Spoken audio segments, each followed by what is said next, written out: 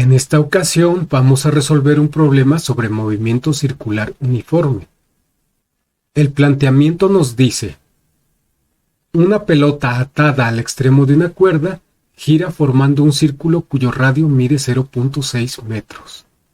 Además, se mueve a una rapidez de 3 metros sobre segundo a una revolución por segundo, por lo que la aceleración de x hacia el centro de la curvatura de la trayectoria es la mínima necesaria para que la pelota mantenga el movimiento circular. Considere la magnitud de la aceleración como a igual a b al cuadrado sobre r. La x escrita en azul nos representa un valor que completa el enunciado y que habríamos de calcular por medio de esta fórmula y los datos que nos están dando aquí arriba. Para completar la solución del problema, tendríamos que marcar dentro de las opciones que tenemos aquí la que contiene el valor que hemos calculado. Como podemos darnos cuenta, responder a una pregunta de este tipo es muy sencillo. Nos están dando la fórmula que tenemos que usar y los datos. Solo hay que sustituir los valores en la fórmula, hacer las cuentas y ya está. Con eso tendríamos la respuesta. Pero cabe la pregunta: ¿comprendemos lo que estamos haciendo? ¿Comprendemos lo que significa el valor que hemos calculado? Si estamos en la etapa de preparación de un examen y este problema es del tipo de los que podríamos encontrarnos en el examen real, lo más recomendable es que hagamos lo que algunos llaman el repaso activo. Y eso quiere decir que cuando nos encontremos un problema, identifiquemos el tema o los temas involucrados y vayamos a estudiarlos, por lo menos en los conceptos mínimos. Tomando en consideración esta idea, a continuación vamos a hacer un breve repaso de los conceptos más importantes del movimiento circular uniforme. Un cuerpo realiza un movimiento circular uniforme cuando su trayectoria es una circunferencia y su velocidad angular es constante. A veces, para abreviar, nos referimos a esta clase de movimiento solamente por sus siglas, que son MCU. En la parte izquierda vemos una figura que nos ilustra esta clase de movimiento. En el centro se observa la Tierra y girando alrededor de ella está un objeto que bien pudiera ser un satélite artificial. Lo de velocidad angular constante quiere decir que describe ángulos iguales en tiempos iguales.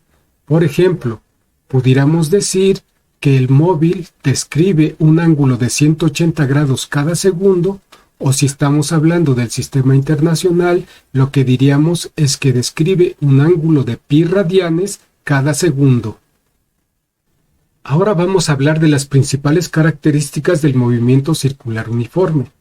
Comenzamos con la velocidad angular, a la que representamos con la letra griega omega, y que, como sabemos de la definición, es constante. Esto quiere decir que el móvil recorre o describe ángulos iguales en tiempos iguales. Otro concepto muy importante es el de velocidad tangencial, que aquí representamos como v. En algunos casos al mismo concepto se le conoce como velocidad lineal y aquí en esta figura la representan como vl. Tiene módulo constante, esto quiere decir que su magnitud no varía. Su dirección es tangente a la trayectoria, aquí se ve claramente en esta figura como el vector que la representa va cambiando de dirección, manteniéndose siempre tangente al círculo. Su sentido es el mismo que el del movimiento. Aquí también se ve claramente cómo tenemos un movimiento a favor de las manecillas del reloj y el vector que representa a la velocidad tangencial igual tiene ese sentido. Una tercera característica muy importante es la aceleración centrípeta, que representamos como AC. Es una medida de la rapidez con la que la velocidad tangencial cambia de dirección. Tiene dirección radial y sus sentidos apuntando al centro de la trayectoria. Esto se ve claramente en estas dos figuras. Tiene dirección radial y apunta hacia el centro de la trayectoria. Aquí se ve igual, tiene dirección radial y apunta hacia el centro de la trayectoria. Su módulo está dado por la siguiente fórmula: AC es igual a B cuadrada sobre R, donde B es la velocidad tangencial y R es el radio de la trayectoria circular. En el problema que estamos resolviendo es la aceleración que nos piden calcular, así es que es importante que comprendamos el concepto. Normalmente solo se piensa que hay aceleración cuando se observa una variación en la magnitud de una velocidad.